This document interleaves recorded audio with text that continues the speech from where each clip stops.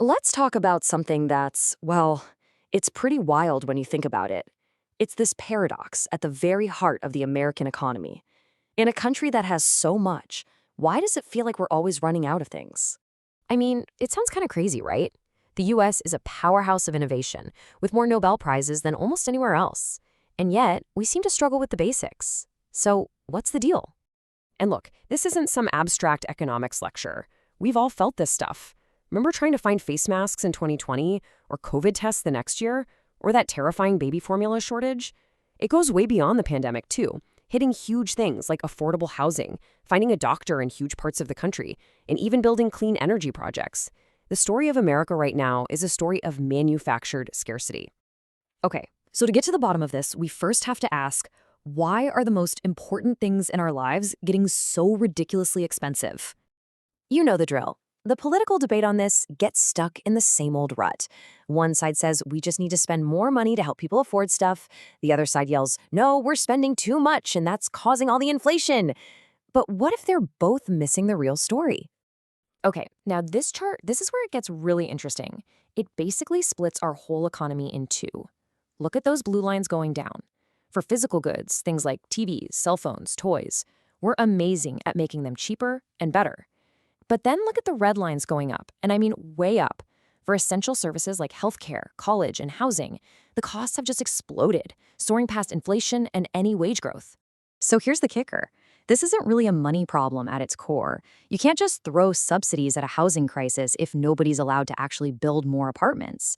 The real issue is a national failure of supply. We've simply stopped getting better at providing the things we need the most. Which brings us to the next big question. Why? Why did we get so slow at making things and providing essential services?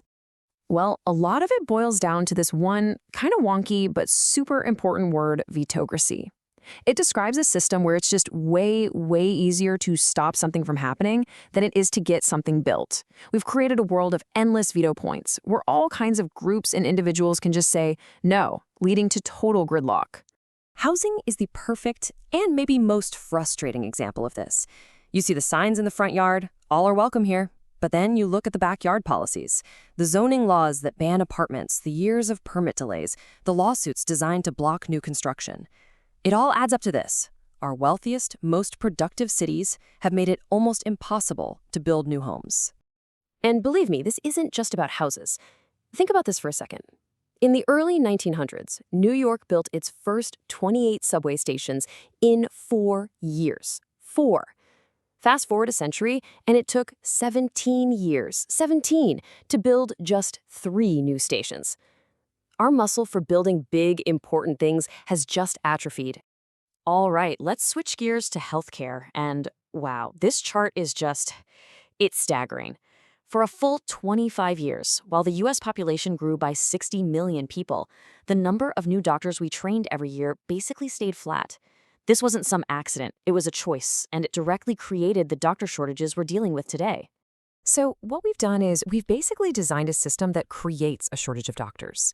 Medical school in the U.S. is the longest and most expensive in the developed world. We've capped the number of residency slots, which are essential for training.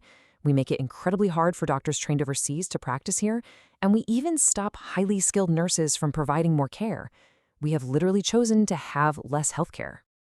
Okay, so if the problem is that we're making things scarce, what's the fix? Well, that brings us to a whole new way of thinking about this. It's called the abundance agenda. And the idea is actually pretty simple, but it's also revolutionary. Instead of endlessly fighting over how to slice up a small and shrinking pie, why don't we focus all our energy in just making the pie way bigger? Let's make housing, clean energy, and healthcare plentiful and cheap by systematically taking down all the barriers that hold back supply. I love this quote from the entrepreneur Saul Griffith because it just nails the whole vibe of this agenda. It's optimistic. It's not about making do with less. It's about building a future that is, awesome. A future that is genuinely better for everyone. And this is a really important point. We always think progress is about waiting for the next big invention, right? That big eureka moment. But our problem right now isn't a shortage of good ideas. It's that we're failing to actually implement the brilliant ideas we already have. You want to see a perfect example of this? Just look at the story of solar power. American researchers invented the modern solar cell. Back in the 80s, we were leading the world in funding the research. But then what happened? We completely failed to build the industries and policies to deploy it. Other countries took our invention, ran with it, and now they're leading the world. We're great at inventing, but we get stuck in this valley of death between having the idea and actually making it happen at scale. So this all leads to the final piece of the puzzle. To really fix this, it's not just about changing policies. We need to change our whole mindset. Think about it. For so long, the message, especially on things like the environment, has been about scarcity. Reduce, reuse, recycle. It's a mindset of sacrifice, of living with less. The abundance mindset just flips that script entirely. It says, let's build, let's deploy, let's electrify. We can have a future with amazing things, powered by clean energy that's everywhere. It's about progress, not punishment. And that's really what it all comes down to, isn't it? We have proven, time and again, that America is world-class at inventing the future. But progress doesn't end in the lab. The real question now is whether we can rediscover the will to actually build the future we've already invented.